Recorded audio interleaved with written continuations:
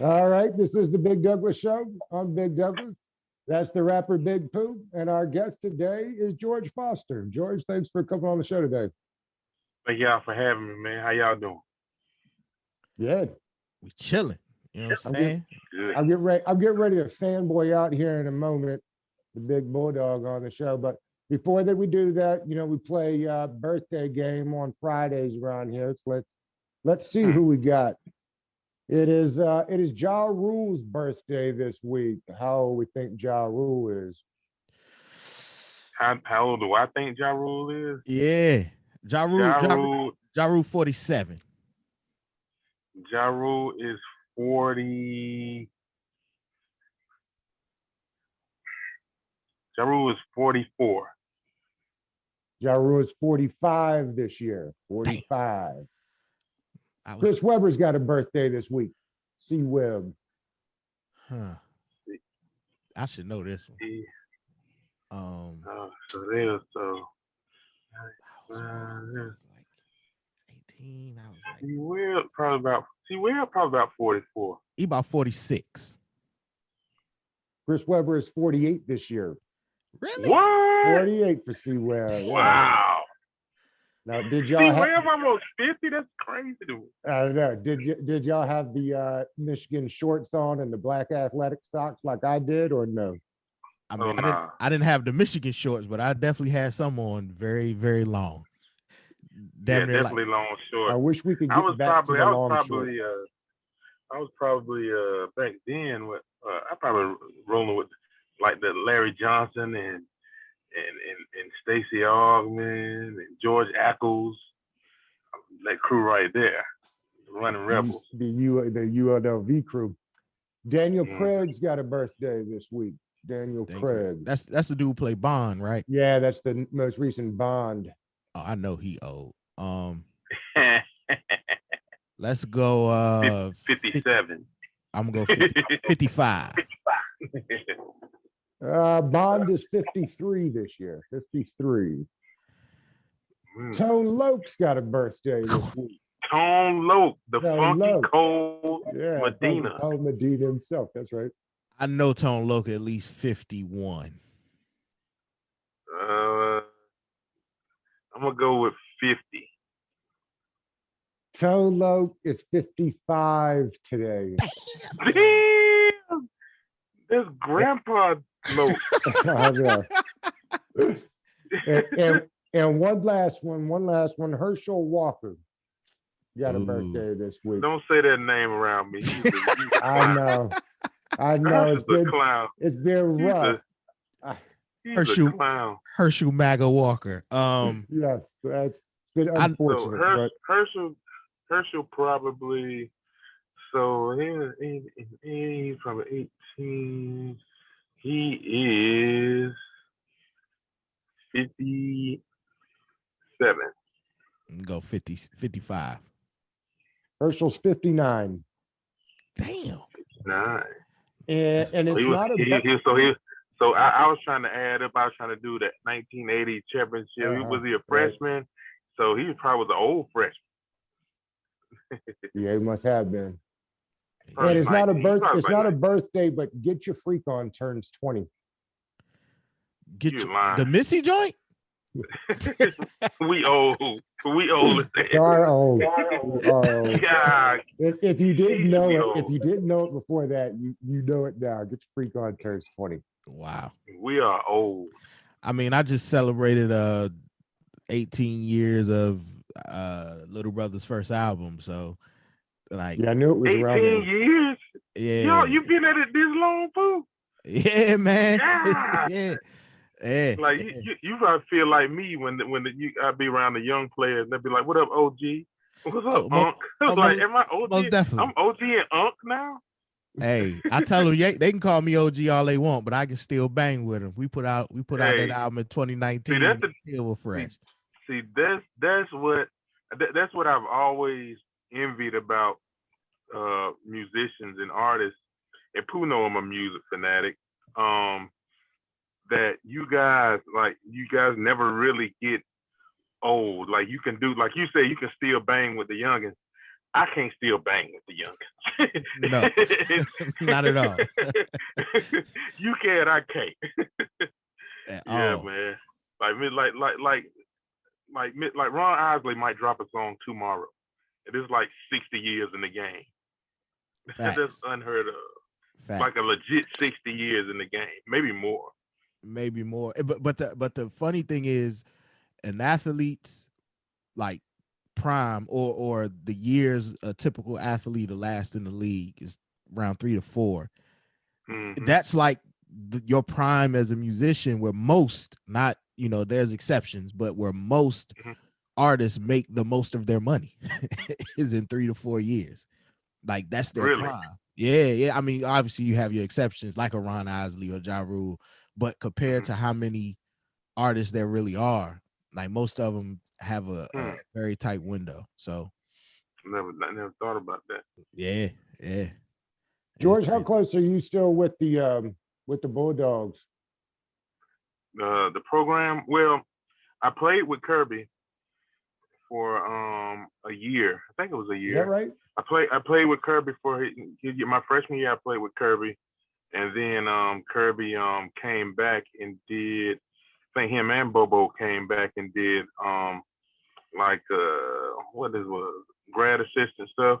And so I spent some time around him. So I know Kirby pretty well, and Jonas Jennings that does the player engagement stuff up there and making sure those guys are straight. I played with Jonas too for a few years.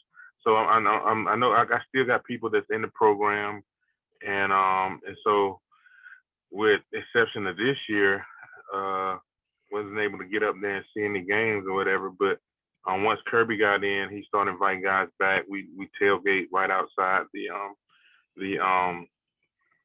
the academic building in the back. They gave us the space to ourselves, and so a lot of the guys come back and just have a good time on game day.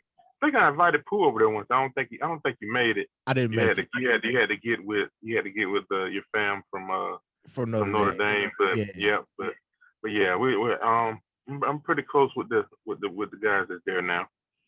Mark Rick started your sophomore year. Is that right? Yes, well, essentially, I got redshirted, so he Oh, started okay. my 4th year. Yep. Does So he get enough credit for what he did with the program? you know, a lot of people are, what have you done for me lately type of people. Mark Rick's legacy is layered to me. You know, yes, the goal when you're a Georgia, the goal is the national championship, even though there hasn't been one in ages. But that's always the goal because you always have the personnel to compete to get it done. So that's always the goal. He didn't reach that. We got pretty close my senior year. But at the same time, he won a ton of games. Like Yes, he, yes, he did. what I'm saying. But while he was in the SEC, and I know he was there longer. He had a long tenure though, but he was the winningest coach. Nick and all. Now Nick got the championship though. You know what I mean? But And so, but Coach Rick won a lot of games.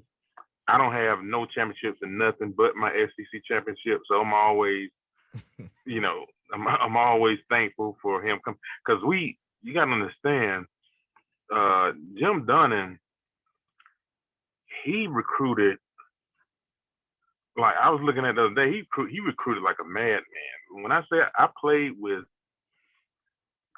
maybe 60 or better guys that at least played a year in the NFL. Wow. That's an absurd number of NFL players to be on a team for a span of 4-5 years. Like a lot of my class went to the NFL. All the linebackers went to the NFL. 2 linemen from my class went to the NFL. Like it's just ridiculous. Quarterback Quincy was in my class. He went to the NFL. It's just, and we never won anything. Like Rick gets there, and in year 2 he wins the SEC. You know what I mean? So, I think he was a great coach. I like Coach. You know what I mean? My gripes probably came after I left once I saw how we didn't really. It didn't seem like there was an emphasis placed on the trenches, so we didn't really have those guys up front. Like like after it was like shoot, I don't know how many years ago. I think they had one drafted in the first round probably like 2 years ago. Isaiah Wynn, and before then it was me. That's a long Yeah. like I'm OG now. I'm old. like you can't not put out NFL quality linemen like at a consistent basis when you're a school like Georgia. And that wasn't really my only gripe with Coach. Nah, he'd get the hell out of some skill guys, AJ Green, Yeah. Todd Gurley.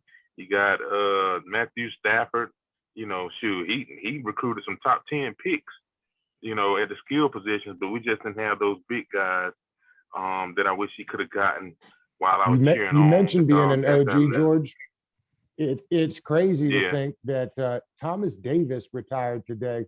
You played with him, right? I mean, that's incredible. yeah, He did. yeah. Yeah, He was a safety. He was a safety. He was a safety when I was there. I might have spent a year with Thomas, maybe a year, if not two. But he was playing safety back then, and him and Greg Blue were terrors.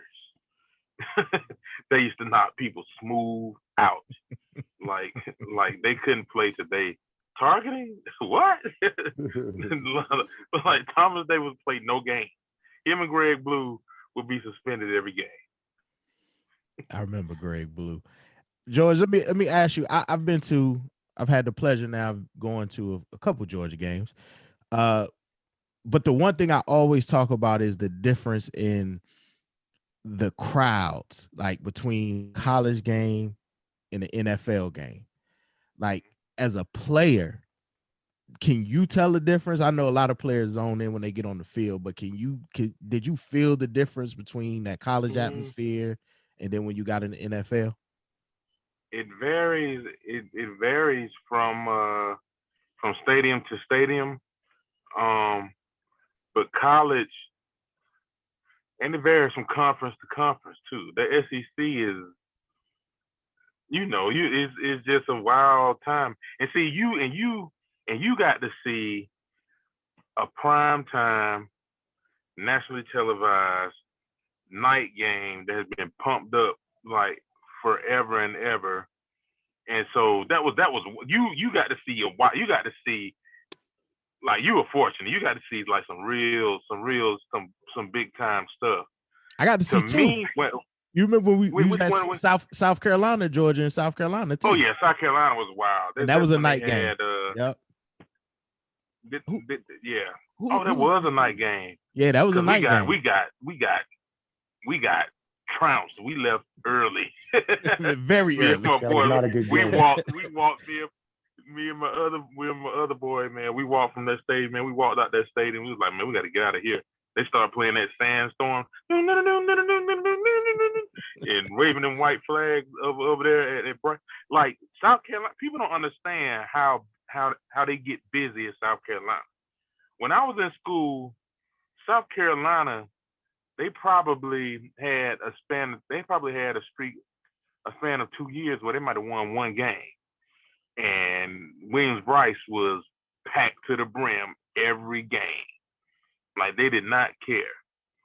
And so it gets wild. So, but the difference between that and the NFL stadiums, the only stadiums that get like real live like that, you got to go to like Arrowhead.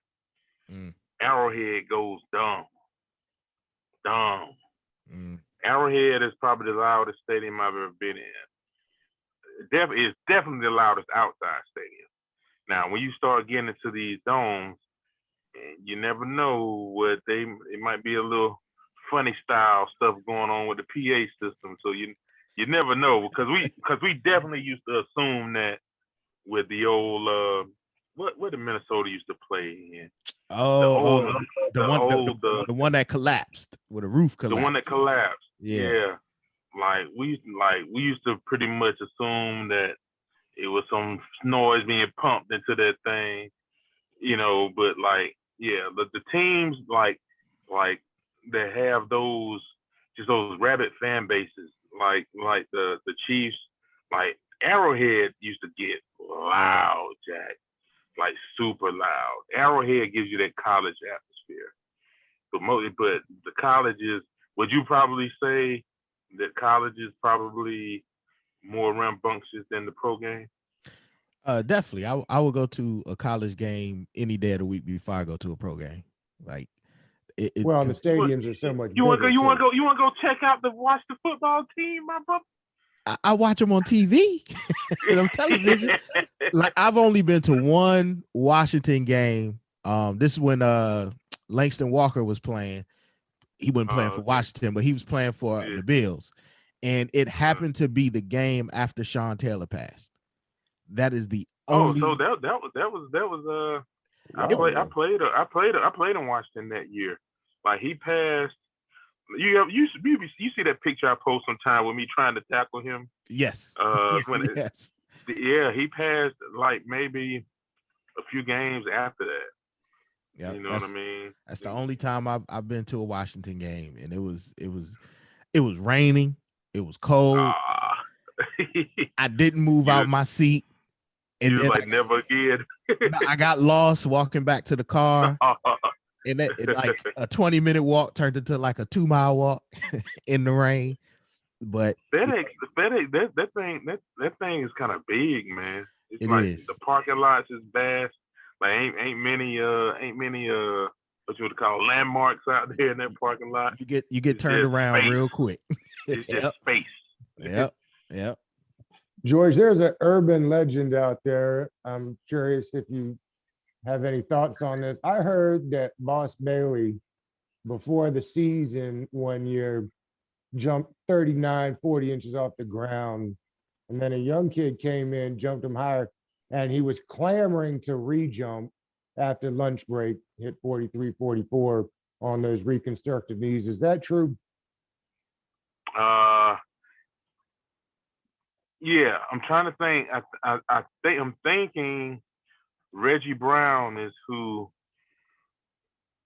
jumped Right. probably higher than what Boss had did. So Boss had got word of it and had to come back and beat him. Boss was crazy. Boss could jump. Now Champ could jump too. I think Boss jumped higher than Champ though. Boss was up there in the 40s, 45, like something And what crazy. people will remember is that was like a 240-pound linebacker. Nah, he wasn't that. He wasn't that big. Y'all think he wasn't that big? Like he could get like Boss used to get slim. So I give Boss back then. I give Boss in the high 20s. Boss in the high 220s. He was just so long and lanky, and he was like all muscle. So that's how Boss used to pull muscles and stuff like that, because he didn't have no fat on him. He was ripped to shreds, and he could jump out. And he could jump out the gym. I got a framed picture of Boss blocking a kick. He was just up so freaking high. He used to do it all the time. Jump straight up. And the only way you got the ball off is if he just missed it. I saw this morning that Eric Stokes ran a 4.25 40. Yeah, that kid's fast though. Like it probably sounds crazy, but it don't surprise me. My best friend's a high school coach, and he said that like he wasn't real big on Eric coming out of high school, but he said one thing he could always do is freaking smoke, just fly. He said he eventually made himself into a pretty good cornerback. You know what I mean? But what he had coming out was straight up gas speed coming out of high school. Can he turn them hips though? He had a pretty good college career, man. So we're gonna see. He's not the biggest guy. I'm really interested to see what Tyson Campbell does. He's the one with all the measurables. He's fast. He's long. He's tall. He did not display the instincts you wanted to see with the ball in the air when he was in college. He would always be in the position, but could never really turn around and bat the ball down. You know what I mean, or get his hand on the ball. Like I said, he probably had one pick or something like that. And Yeah. so we'll see how that works for him at the next level. See if somebody can, school him up a little bit. George, a Big lot of Pooh, people, a lot of people don't know. I'm listening to how you breaking down these players. A lot of people don't know you used to scout in the NFL when you finished playing. Yeah. Uh, why are you still scouting? If not, why did you decide to transition to something else? Um, I'm not scouting at the moment. If the opportunity arises, I probably would, explore that. I didn't go to LA with the Rams. Contract ended, and so we just parted ways on that right there. And so I've been home since then, and we'll see what happens in the future, man. Who knows? I still enjoy, breaking it down. I still enjoy watching tape, watching film, and evaluating guys. I still think I'm a hell of an evaluator. I think I'm pretty good at it. You want So you won an we'll see. award your last year scouting, didn't you? That was my second year, maybe. I think Okay. that was my second year. Yeah. I think it was like 2013, 14, something like that. And then Fritz Pollard um, Alliance, they give out award for each conference each year, their Scout of the Year. I don't know what the criteria is. I do know that they do call your GM and see, okay, is this a person we should consider? Blah blah blah. And I think Les Snead at the time said sure. So they gave it to me that year. they say that scouting life is a hell of a grind. Yeah, it's a lot of everybody's not built for it. Uh, many people probably don't know that there's two sides to scouting. It's one department split in half. So there are pro scouts and there are college scouts. The college, I was a pro scout, so I went in the building every day, and I was responsible for about 14 teams myself. So at to make it short, I had to know those 14 teams. I had to evaluate everybody on the roster for all those teams because at the end of the year, you need grades on the free agents and stuff too. And so, of those teams that we played, I had to do the advanced scouting for those teams. So, I mean, like, if we had Washington next week, so if we had Washington next Sunday, I would probably, it's Friday today, I would probably fly out, or if I got a chance to, sometimes I work it out where I leave on Friday, get a little, where I land and go, hang out and chill. But mainly, early Saturday morning because I still like to, you know, roam and just get in the city and see things. But I would go. So if we had Washington next Sunday, I would go to wherever they're playing this Sunday. I would fly out tomorrow, land in that city, stay the night, wake up on Sunday, and go to wherever they're playing to watch them to try to get their signals, to try to see their substitutions, who comes in on nickel, who comes in on dime, how what's the the hang time on kicks, what's things of that nature, things that you can't see on the film copy or the TV copy of games. And then I come back either that night. If it's a day game, I can get back into the city that night and write it up, print it out, make all the books for the coaches, and then hand them out. And you meet with them on Monday, and you talk about, okay, this is what I saw, boom, boom, boom, boom, boom, and this is their best player, this is their best, special teamer, this is what they do on this, that, and the other, and then you meet with the offense, defense, special teams, and then I'm done. I go about my business and start, working on the next team that I'm evaluating. The college side, they live in their respective city.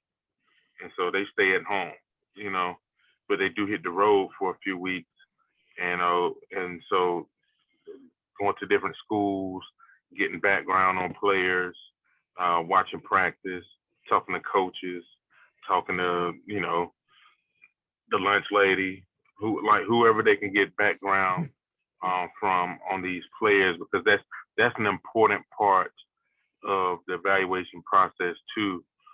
Because we sit in these meetings and we put a player up on the board, we're going to talk about that player in his totality.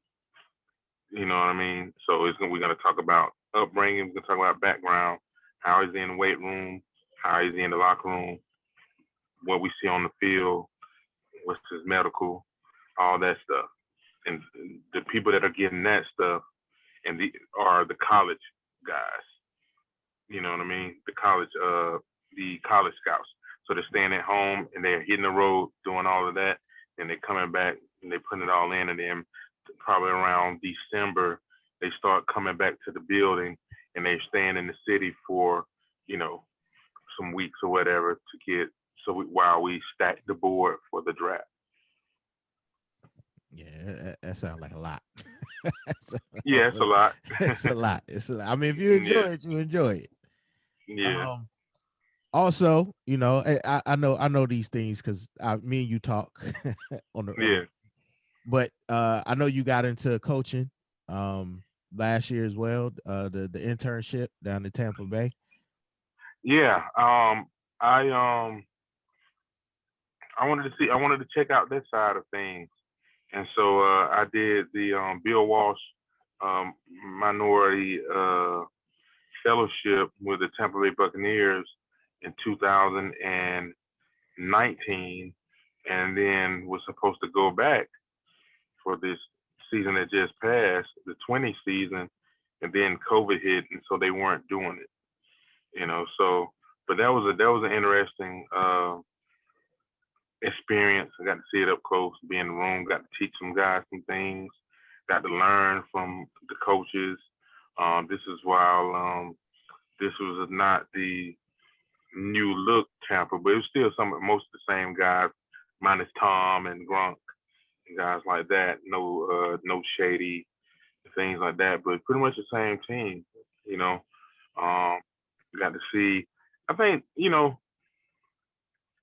Jameis gonna be all right, man. It'd be interesting to see how he does in this upcoming year. I don't know what they're gonna do down there, but got to be around him a bit. I think he has some talent. Yeah, I've said if they can't find out a way to get if they don't keep him, love to have him in Washington. But I like him. I don't know why people aren't higher on him. Well, it's I don't think people understand how tough it is. That system right there, and I think if you've seen any Tom might have spoke on it. It just takes a while to learn. It takes a good long time. I think Peyton Manning's first year in, and he gave that rock up a lot. You know what I mean? Right. And that's a Hall of Fame QB.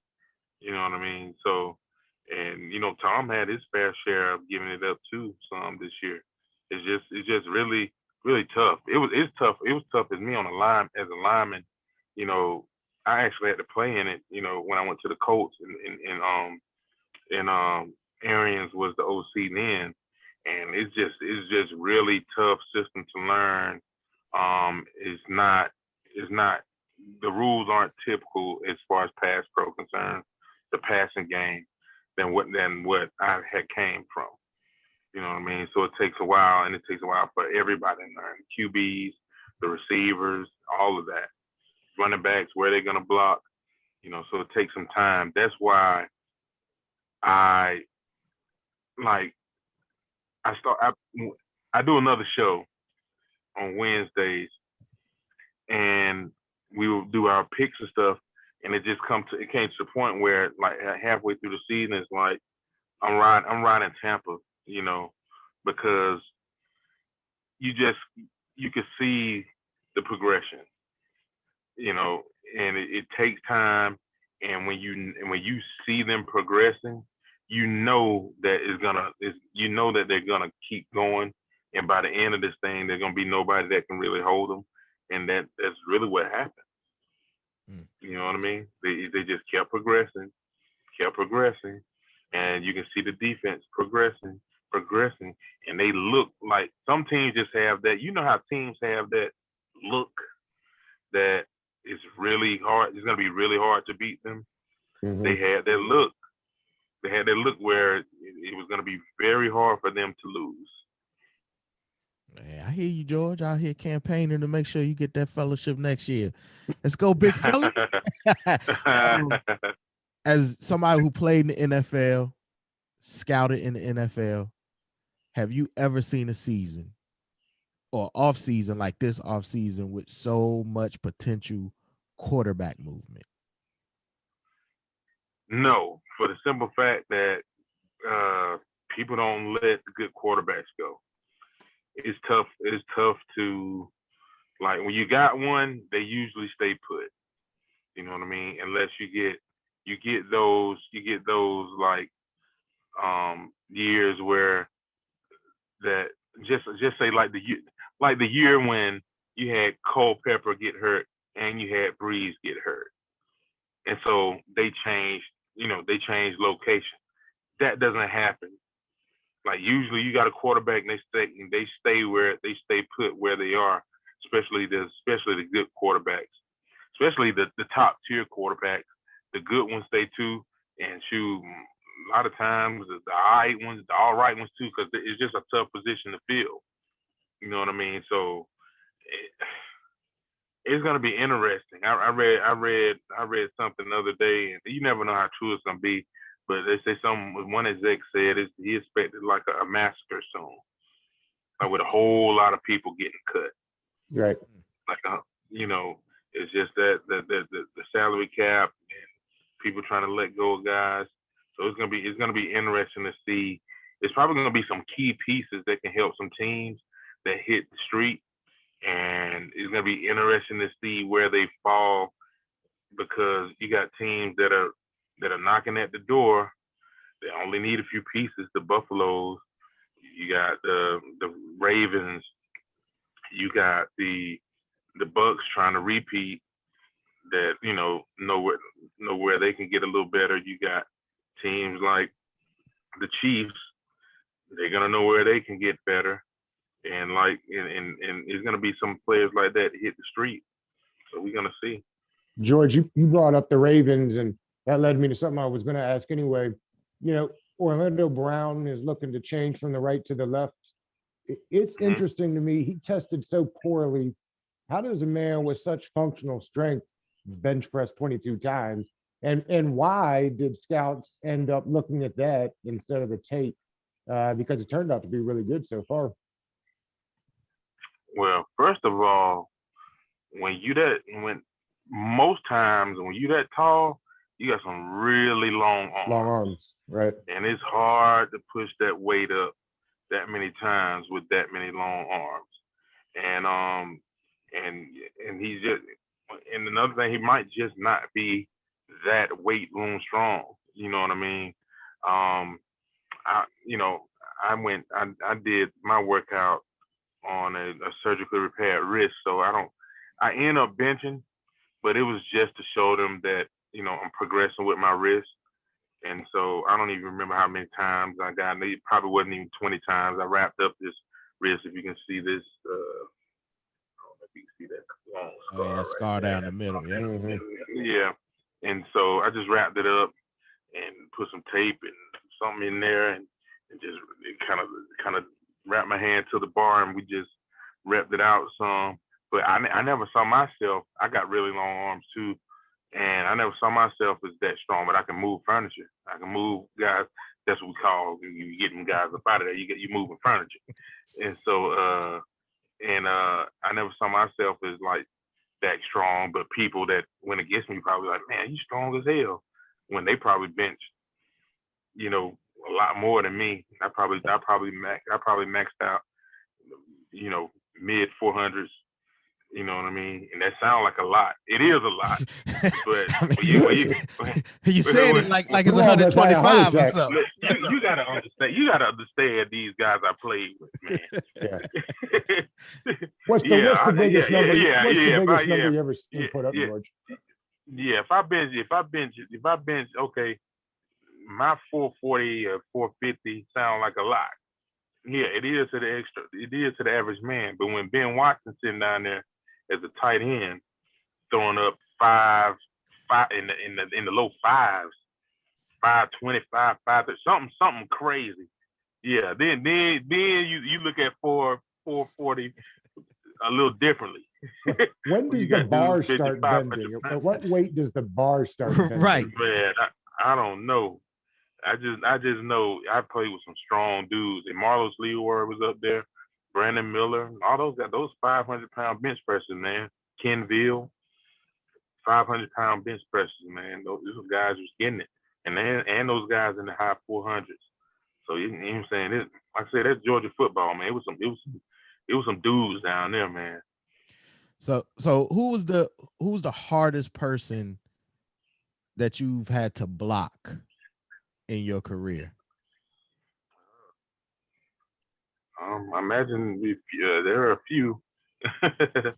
I would say the best player I played against, probably on the edge, would be Mike Strahan. He just had it all. You know what I mean? Passing game, run game, he was hard to move. Passing game, he could rush you. So yeah, he was a beast. Trevor Price at practice, Trevor was something else. He was big and long, and he had long arms, and he was quick. He used to wear speed TD cleats instead of lineman cleats. So you already knew he was fast. He was, 6'5", arms down past his knees, and he was a beast. And luckily, I only had to play against him one time as a non-teammate when he went to the Ravens, and we ended up beating them. But yeah, Trevor Price was a beast. An underrated guy would always be that I always felt like I had. We never lost to him, but I think we might have lost to him one time. But I just never felt great about facing him. Was Derek Burgess. I don't know if you guys remember him, but he went to Ole Miss and he played DN at the Raiders. He was number 56, I think. But D. Burgess, man, he was hard to move, man. He was just stick his feet in the ground, and you could not move him how we wanted to move guys in the zone scheme. He was just very hard to move, and he could rush too. Derek Burgess was a beast out there. Robert Mathis, of course. He 100-something sacks. he was one of those guys. Robert Mathis. Played against Peppers. The thing is, I was lucky enough to be a decent player. So these guys I'm naming, they never just whooped my ass, but I know that they was them guys. I know that they could whip my ass. You know what I mean? I just got some pride about myself. Was Pollock on the team when you were there? Yeah, he was a youngster, and he'll tell you, like he's mentioned it before. He was like, "Man, y'all used to whoop me. Y'all used to beat me up," and so he got tired of we kind of built him into what he became. Of course, he already had it, but we sharpened that iron at practice when he was a young pup, and then shoot, it was on after that. He probably has. I don't know if there's been a defender with as much as decorated as he was. I don't know if Sue was, but I don't know if there's been a defender. That was the injury for Pollock was the problem. Well, I'm talking about in college. In college. In college, like he won everything there was to win. Yep. And like literally, except the Heisman. And so I don't know if anybody was as decorated. That was the dude, man. That was a dude. He was something else, man. He was something else to see. It was, and that injury was unfortunate because he probably could have made some plays. He was a different. You know what, he probably would have really excelled in today's game though. On the Yeah, because they'd have edge. moved him out to outside linebacker Oh in today's man. game, right? Oh man. Yes, he would have been great for today's game. Yeah. George, I want to pivot a little bit. I know you're a man of many interests. I saw you tweeting yesterday about the new Coming to America movie. I thought you was about to bring up my Lakers. I was about to say, okay, let's get into it. No. We gonna jump into the Lakers. We gonna come up out of sports. We gonna come up out of sports. I was like, oh, you want to do this? Okay, we can do this. It's still LeBron over there, so I'll never root against LeBron. I'll never root against LeBron. Okay. No, I want to talk about the movie. I don't know if you've seen it yet, Big Doug, but yeah, I did. No, I haven't. I got it on my schedule for this weekend. Yeah. What are your thoughts on the movie, George? If I get into mine. My thoughts on the movie, and I think I tweeted it today. My thoughts on the movie are simple. It was a nostalgic twist on the original that I think was enjoyable to watch, and I couldn't have expected anything more. Like, the movie went how I expected a 30-year-old remake to go. I didn't expect a completely new story. I knew that they had to tie it into the old stuff, because it was made for my generation, our generation. You know what I mean? We grew up on that movie. We wanted some callbacks from the old stuff and all of that. So I think they covered all the bases in that regard. There are a few parts where it was kind of a little wonky, but that I understand why they were there, and you had to bring it back around to tying it to the old story and make it work somehow. And I think the guys from the barbershop, from Mighty Sharp, I think the guys from Mighty Sharp didn't miss a beat. When I say they were funny, they were funny. Those characters still brought the funny, like, big time. They were as funny as they were on the first one. So I think they did what they were supposed to do. I like the costumes. I like the casting. Look like some new faces that we're probably gonna start seeing soon. I have to look up their names because I like some of those. They're new faces to me because I don't watch a lot of television nor movies until I feel like just watching something. So a lot of new faces that I hadn't seen before that are probably going to start being household names, and I think did a good job. So, like I said, I watched it last night. It kept my attention. I'm satisfied with it. I watched it last night as well, and I don't know if any of you guys ever watched Empire that came on Fox, but it felt like the second season of Empire to me when, and put it in the context. So a lot of actors and actresses turned down Empire when Lee Daniels first pitched it to him and asked him to be in it. And then it was successful that first season. And then everybody wanted to be in it after that. And so they just started putting just people in roles. And it was just like, you just put this person in here to have them on the show. And that's kind of what the movie felt like to me. It was like, it was overcasted. I don't even know if that's if that's a term, but it was just like they overcasted the movie. Like, and not only did they overcast it, but obviously it's a different time from the first movie. So it was only so far they were going to be able to go with the comedy. Like, this is the PC era, so you can't. I seen people tripping about before the movie came out. People previewed it, tripping about the barbershop scene, the first one, when they first came back into the barbershop, and some of the things that were said. And so it just felt like the edge was gone. It was like, I knew it wasn't going to be, it was never going to live up to the first one, but like that edge still wasn't there. And it just felt, it was like, if I'm cheap, so I wouldn't have done this. But if I went to go see it in the movie, I would have thought about leaving the movie. Like, I wouldn't have done it because No. I wouldn't have done it because I'm cheap, but I would have thought about it. Like, man, I literally just finished it to say I did watch it. I finished it. I'm, the young people, I'm glad they got a shot, they got a chance to do it, but it felt real extra and not in a good way. It's just like extra. Like I think it was something there, but it just got super extra. I can see some parts where you might have said, where you probably can say it was extra. The overcasted part, I think the overcasted part would probably be did they need Tiana? Probably not. You know what I mean? Probably didn't need what's my girl from SNL? Leslie? Yeah, Leslie. But she was funny. You know what I mean? I enjoyed her role. Yeah, you know what I'm saying? I'm saying, but it could have been, it could have been anybody.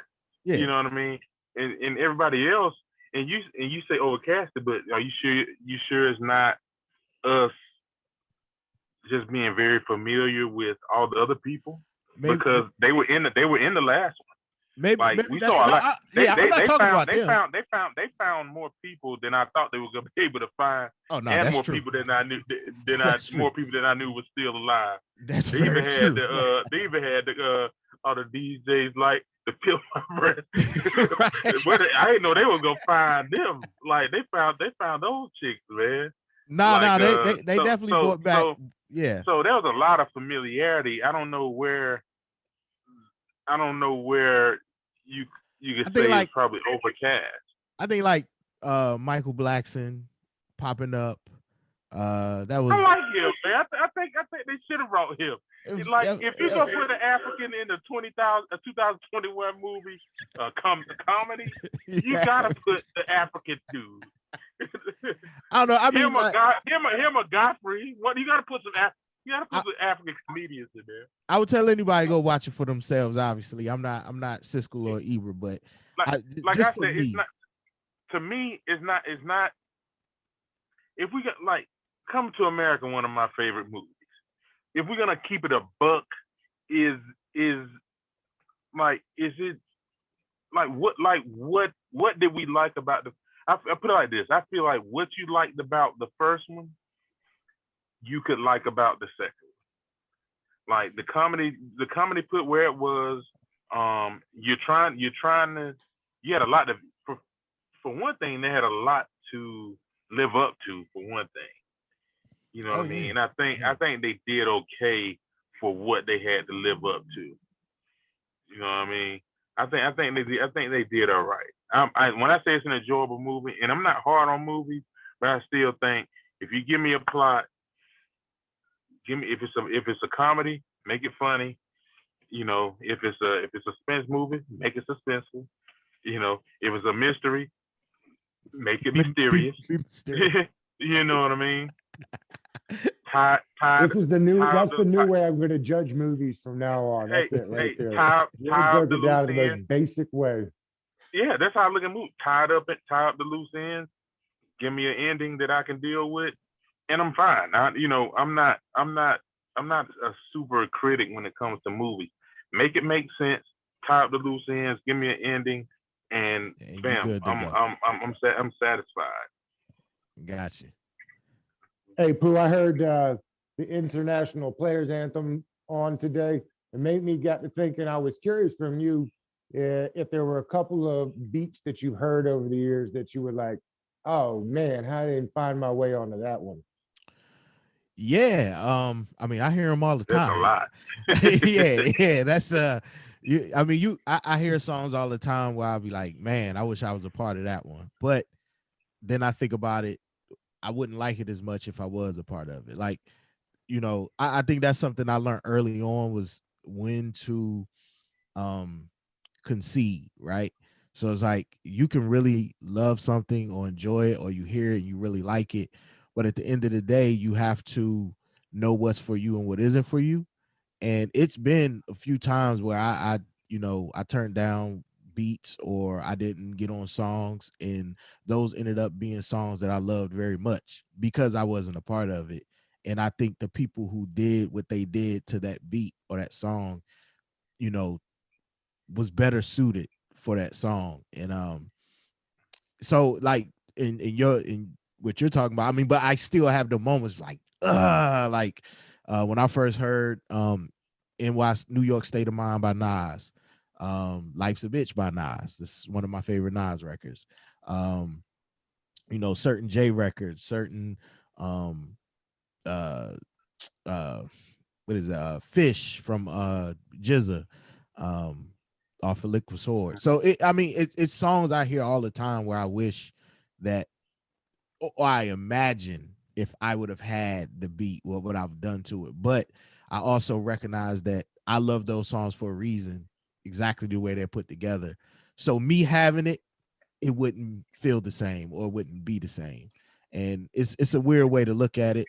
I know for some people, but being in this position, because I've turned down on Fonte's first Foreign Exchange record. A lot of people don't know how the records were starting on Connected. The first 3 records that were done, we did together. That's how I ended up on multiple records. And then he sent me a beat, and I heard it and I loved the beat. I loved it. But I was like, nah, man, that's a little too soft for where I want to be right now. But I love the beat, and that song he ended up getting median on it. And it's one of my favorite songs off of that record to this day. And at that point, I recognized, I was like, yeah, you got to know when to hold them and when to fold them. And that was the time to fold it, because that's still one of your favorite songs. But it wouldn't have been if you'd have been a part of it. And that moment taught me as I went on. So the way, looking at other records, it's like I can appreciate them and wish I had something like that, but I understand why I didn't. So, yeah. George, I was telling you earlier, we grew up on the Bulldogs. My grandparents retired to Athens. We went down there every summer. My brother decided to go to Tennessee. And so I'm trying to find out, you tell me, is it time to start returning his phone calls yet? Because we don't let him to family functions no more, none of it like that. So, George, let me tell you. George says to call you. I will stop here today, call you, and start loving you again. Listen, it's no greater time to start taking calls from your Tennessee brother. Like, you know how much trash you can talk to him about the past, I don't know how many times, how many years. Like, you can really just beat him up. You can beat him George, up. Hey, I'm kidding. I talk to my brother every day, and I try to talk trash to him as many chances as I get. You got to. Like, I couldn't imagine. Like I'm thankful for my Florida guys that don't bring it up every single day. Man, I got to call Wally Sparks while we talking about it. He's a Tennessee guy. Yeah. I love beating up on Wally. That Georgia Tennessee game always did. I think they've changed now. It always came the weekend of my birthday. And since we've been on a roll, birthdays have been good for like a decade now. Yeah, right. There's been good stuff right there. I hadn't realized, man, how bad we've been beating those, and Auburn too, because it used to be real tight. And like our record versus Auburn is just real lopsided right now. It's like crazy lopsided. Like they won like 2 games in the last, I don't know, 10 or something. It's something crazy. When I was in school, man, it was not like that. No, it wasn't. There were some lean years there early in the 90s. Auburn hasn't been right since they won that championship with Cam. It's been downhill ever since. Like, I mean, downhill. They were above water. They did something with Nick. What's Nick, the quarterback that they had? Oh, Nick's. Nick. Nick. No. Nick. The one that ended up playing DB in the league. Oh, Mullins. The court. No. The quarterback. They did all right after Cam. He went With from that quarterback to quarterback. DB. The black kid. He was, he wasn't that tall, but he wasn't gonna be an NFL quarterback. What was that kid's name? Matter of fact, I think he played DB at Georgia. Matter of fact, he did. He did play DB at Georgia, ended up transferring to play quarterback at Auburn, and they did all right. They did all right. He might have been the one. He might have been there with Macio's son. Yeah, I can't remember. Trey, Trey yeah. Mason. He might have been there with Trey Mason now. And they played in the SEC championship with they won the SEC, played against Missouri. But yeah, they was all right. Missouri getting the SEC championship. Man, they did it like their first year. I think everybody else beat each other up or something. I think what I was gonna say, I lost my train of thought, man. What was I talking about? I'm searching for this quarterback. Hold on. Yeah. Yeah. Because the last one I could think of is and Nick I'm losing Marshall? his name too, but the Nick Patriots Marshall. signed him. Nick Marshall. Nick Marshall. Yeah, They had some pretty. They played pretty good ball with Nick Marshall. Yeah, They Nick played Marshall. pretty good. 2013, 2014. Yeah. Ooh, these some terrible Matter of names fact, right after that, though. Yes. Some terrible Yeah. names after that. Yeah, after that, I feel like Cam. They would have been worse without Cam though. Cam set them up for a couple years. Just Or at least the coach. Yeah. I said at least the Yep. coach. It set the coach up because he Yeah. got an extension after. Yeah, Cam set them up, man. The championship got some recruits rolling in there. George, before we let you go, I like to ask guests, especially guests that I know are into music big time, what are you listening to these days? What am I listening to these days? Man, music comes out so fast, and I absorb it all, man. So I love that. I don't know if you can listen to. I love that new Anderson .Paak and Bruno Mars record. That's a nice record. Leave the Door Open. Mm-hmm. That's a nice record. I listen to. I put a lot of stuff on shuffle too. So you I like the little. I like the little 5-piece you dropped last night. Oh, I could tell. You know what I mean? That came out the blue because the covers to the first volume is similar. I was like, is he promoting something this old one? So I had to go back. I had to go and look a little bit. I said, oh, this is another one. Okay, oh, yeah. That's why I tweet you. I said, that's how you feel. I got one more in the vault.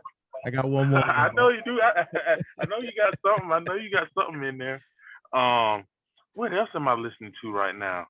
I've been going back to. I listen to some Sir, but that Biggie documentary definitely put me in my Biggie mode too. You know, I've been listening to a lot of Biggie today. There was a talented brother, man. Very. What else have I been listening to? I like that Larry June album that dropped at the bottom of 2020. I'll be listening to that. Who was that true that Biggie never wrote anything down?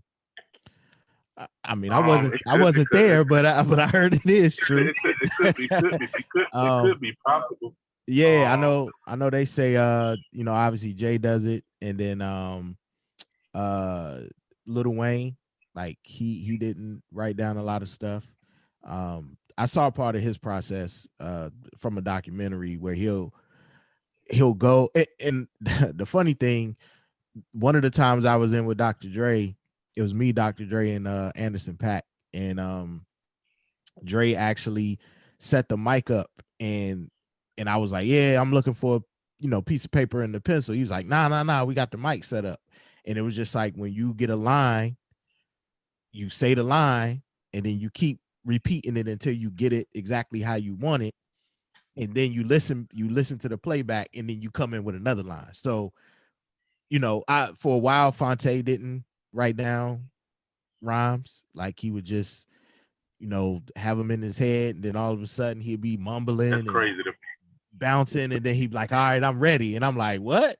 You ain't write nothing down. I can't remember past 4 bars. I don't once I get past that, I start getting lost. So it's definitely a skill in the technique, but just like Far said, I watched the Biggie documentary a couple days ago, and just not realizing, I mean, obviously I knew he was talented, but not realizing just how talented he was. Like, Yeah, but it's pretty. It was pretty crazy to see. yeah, Like the random, like you would see. Like first of all, I was surprised. Thank you to D-Rock for even letting that yes, stuff get out. yes, You know what I mean? Because like it's easy to just assume you've already seen everything just because you don't see anything new. mm-hmm. So you see a lot of regurgitate, a lot of recycled footage and stuff. I never knew there was this much stuff, you know, in the vault about Biggie. Like you see him rhyming, like what really impressed me was the random little freestyles you see throughout the documentary Mm-hmm. that he'd be doing. It was like, man, this dog was rhyming back there, dog. Yeah, Like he was really different. Like he was really like. I think Like the thing, it puts you in the mind of the first time you heard Nas. You was like, okay, this cat is different. This is not Heavy D, the Fat Boys, Luke, what I was used to listen to. This is different. This is not those. Watching that documentary and hearing early Biggie and realizing what year it was is like, oh, this guy was different. how young He's not, and how young he was. Yeah, This man left us at 24, dog. Dog, 24. Like 24 seemed like forever ago for me, dog. And I think the thing that kind of surprised me the most was how knowledgeful he was. And when the jazz cat, I can't remember his name, that used to, take him to the museum and to different places, would teach him music theory and how he applied that music theory to his rhyme schemes. And so and I thought that was brilliant to have that in there for people who think that this isn't a skill or this isn't, music.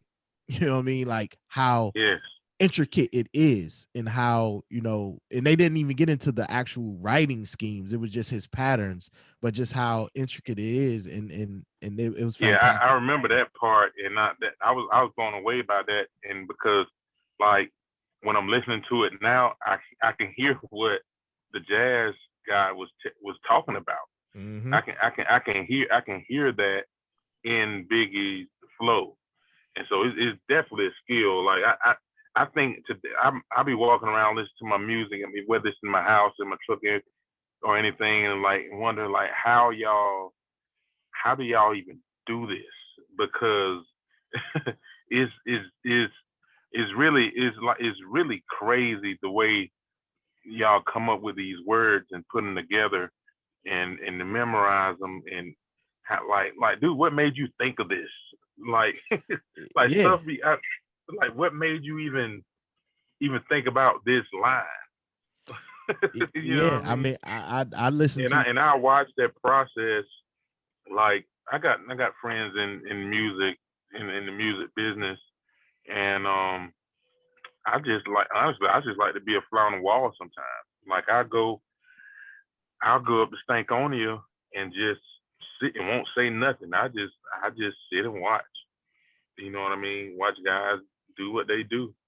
You know what I mean? And I can sit there for hours and watch guys do what they do because it's amazing to me. I like to watch creators create. And so I could sit there and watch you build a table. If you that dude that building tables, I could sit here in this chair and watch you build a table and be just satisfied, like just like a watching TV. Like, man, he built the hell out that table.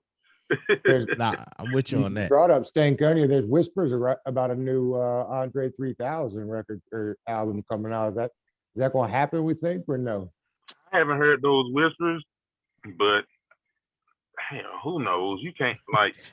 That's the most unpredictable cat Like, Now, if you told me he was gonna be popping up at your nearest Starbucks playing the flute, I believe that before I believe a record coming out. Not the flute. yeah, like it's not like he don't like music. He does like music. And he'll do it when he wants to. You know what I mean? I always just wonder what's still already in the vault. You know what I mean? Because it's all kind of records and stuff over there at Stankonia, man. It's some stuff over there. You know what I mean? It's stuff in them closets. George, tell us about the podcast you're doing on Wednesdays. It's called Zone 4. I do it with comedian Griff. He goes by 2 Trillion, and Griff does the morning show with Erica Campbell from Mary Mary. They got a syndicated morning show, and he's the co-host of that show with her. And it's me, a guy we call Coach Derek Pearson. He does radio out there in Omaha on, I don't know, one of them fans or whatever. I be forgetting, and I get them mixed up. But Coach Derek Pearson, me, Griff, and Griff's daughter, Justice. Justice is 21, a phenomenal young 21-year-old girl with a lot of opinion. Very, very opinionated young lady, but she's good. I've known her since she was literally knee high. I remember when she was knee high. It's crazy that she's a grown woman now and just got her own apartment and all this stuff. So it's we just get on there and talk sports, man, and have a good time. And that's that. That's that right there. Well, George, we appreciate your time, brother. Thank you for coming on. We'll definitely be talking to you again once this I definitely want you on after this draft and free agency period so we can talk about some of these. Yeah, man. We'll talk about that, man. And I'll be glad when I can actually get out and go to a game and all stuff. Yes, and indeed. And I wonder what the fall brings. Might try to get around to one of these spring games, man. Go see what Dion up down there cooking up. Oh, you know what I mean? Since one of these teams in the Southeast, Alabama State or something, or whoever's playing, you know what I mean? I feel comfortable, moving around. I don't know how you guys feel about it. I did the vaccine. I'm still in the house. No, I'm in the house, but I did do the vaccine. I did the vaccine. I'm still masked up, shawty. You know what I mean? Even with the vaccine. I'm waiting for the beta testing to be over. Y'all the beta test. Yeah, hey, I'm the beta tester. Check back in with me. You know what I'm saying? If I don't grow no humps, if I don't grow no humps, if I don't grow no humps, I'm humpbacks or no horns. Yeah, then I'll be ready. You'll be good to go. You gotta treat it. You gotta treat it like the iPhone. You never get them when they first come out. You gotta wait for them to work the kinks out. Then you go get your iPhone.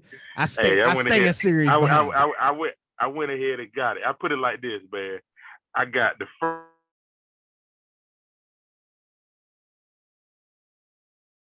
It did me great, and I got the first Xbox when it came out white. They all did me well. So. Fingers crossed. No doubt, man. We appreciate you again, George. Thanks, George. All right. Doug. Have a good one. Yeah.